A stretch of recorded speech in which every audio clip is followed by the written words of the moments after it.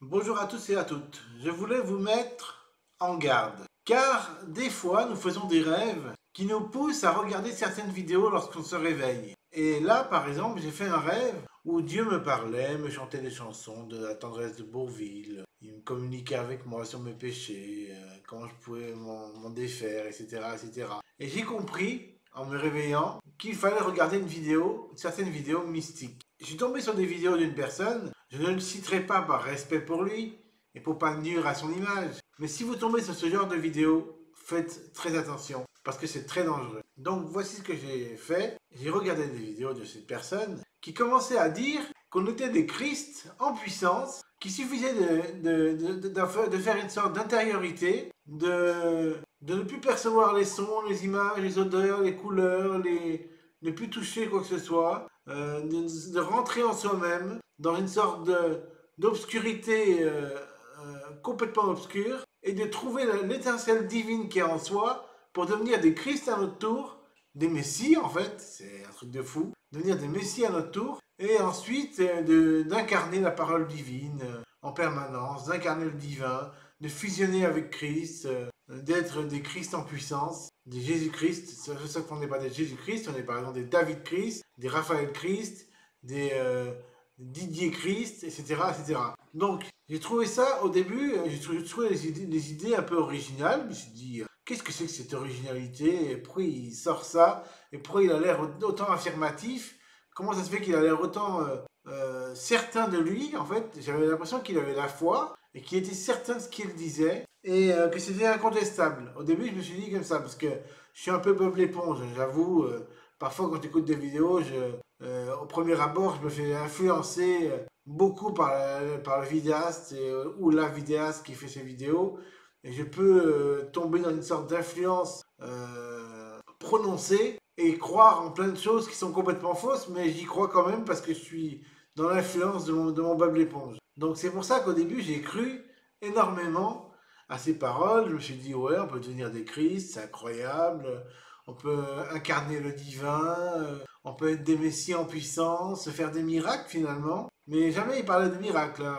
Sinon, jamais il disait vous ferez revoir les aveugles, vous ferez remarcher les paralytiques. Non, jamais il parle de miracle. Il dit juste vous êtes des Christ en puissance, vous incarnez le divin. Il n'y a plus de mission pour votre être. La seule mission, c'est d'incarner le divin. C'est toujours les mêmes paroles qui ressortent. Et qu'est-ce qui m'a fait sortir de ce schéma, ce cercle vicieux de regarder ces vidéos?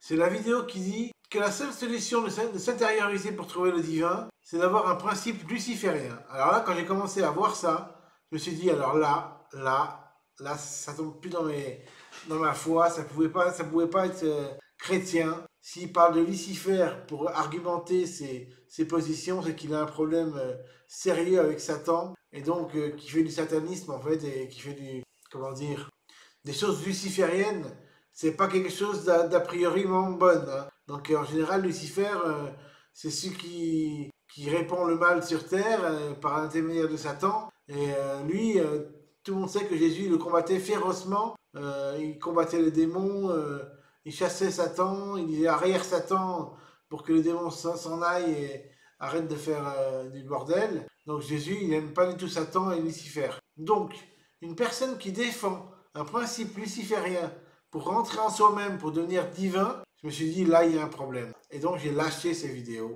Et je me suis dit, rien de tel que d'être dans ma propre intériorité personnelle, avec mes propres expériences, ma propre foi. Et je lâche prise de ces vidéos néfastes pour moi. Et j'abandonne complètement le fait de regarder ces vidéos de Messie, de Christ, de mysticisme finalement, qui ne font qu'enfler mon orgueil et me faire me prendre pour un dieu alors que je suis qu'un être humain. Voilà, et je voulais vous partager ça. Je voulais vous le dire, ne rentrez pas dans les pièges sataniques et divins.